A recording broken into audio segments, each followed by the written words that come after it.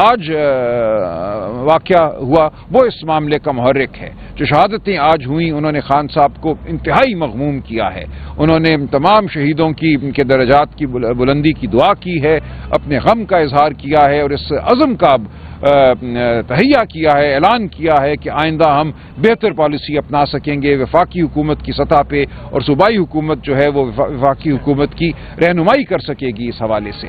تو اب خان صاحب کی یہ توقع ہے، خان صاحب کا یہ حکم ہے کہ سہیل آفریدی صاحب وفاقی حکومت کی رہنمائی کریں، ان کو سمجھائیں کہ پختون روایات کیا ہیں، اس علاقے میں امن کس طرح قائم ہو سکتا ہے، اور خان صاحب کے ویژن پر عمل کریں۔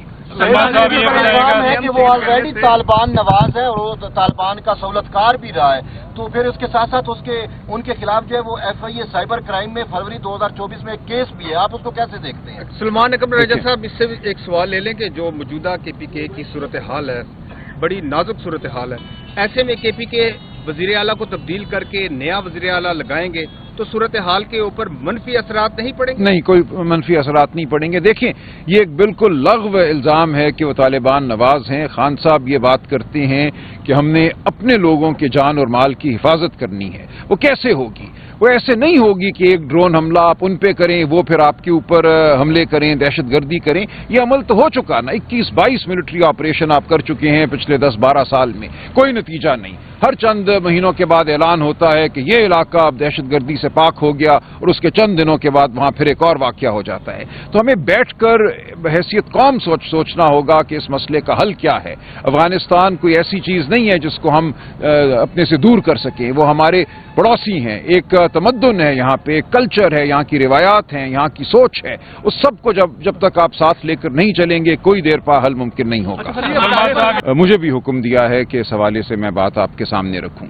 دیکھیں، خیبر پختونخوا میں اس وقت دہشت گردی کی بدترین صورتحال ہے۔ اس سال جو واقعات ہوئے ہیں وہ ریکارڈ ہے، اور ابھی اس سال کے 2 مہینے باقی ہیں۔ جتنی قیمتی جانوں کا ضیاع اس سال ہوا ہے، جتنی شہادتیں اس سال ہوئی ہیں، اس کی مثال نہیں ملتی۔ خان صاحب انتہائی غمگین ہیں۔ آج جو اورکزئی ڈسٹرکٹ میں واقعہ ہوا جس میں ہمارے جوان، ہمارے افسر شہید ہوئے ہیں، خان صاحب نے کہا کہ اس کے بعد اب کوئی چارہ نہیں ہے میرے پاس کہ میں تبدیلی کروں۔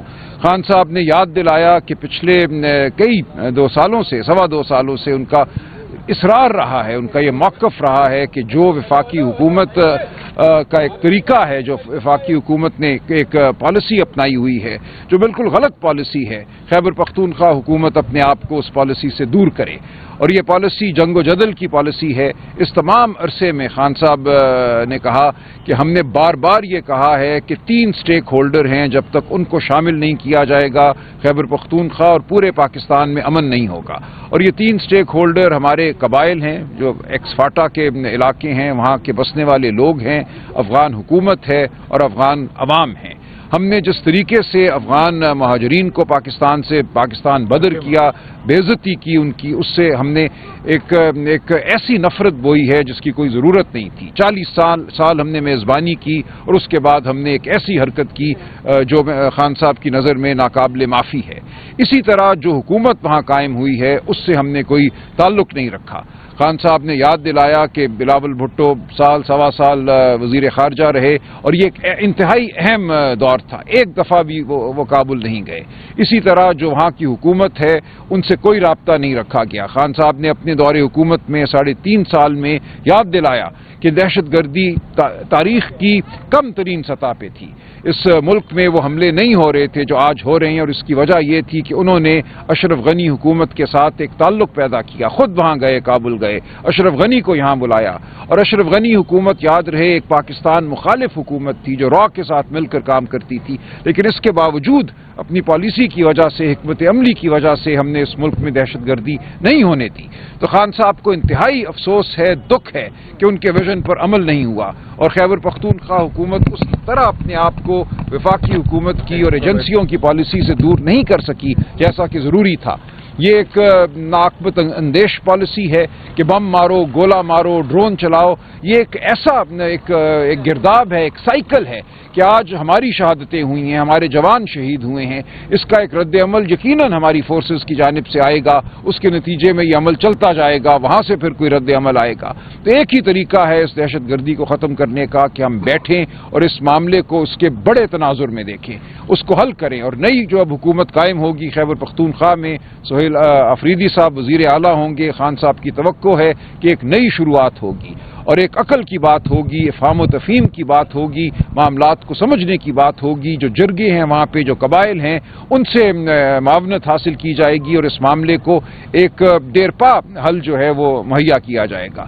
تو یہ خان صاحب کا سوچا سمجھا فیصلہ ہے، لیکن اس کا جو محرک آج واقعہ ہوا وہ اس معاملے کا محرک ہے. جو شہادتیں آج ہوئیں انہوں نے خان صاحب کو انتہائی مغموم کیا ہے. انہوں نے تمام شہیدوں کی ان کے درجات کی بلندی کی دعا کی ہے، اپنے غم کا اظہار کیا ہے اور اس عزم کا تہیہ کیا ہے، اعلان کیا ہے کہ آئندہ ہم بہتر پالیسی اپنا سکیں گے وفاقی حکومت کی سطح پہ، اور صوبائی حکومت جو ہے وہ وفاقی حکومت کی رہنمائی کر سکے گی اس حوالے سے.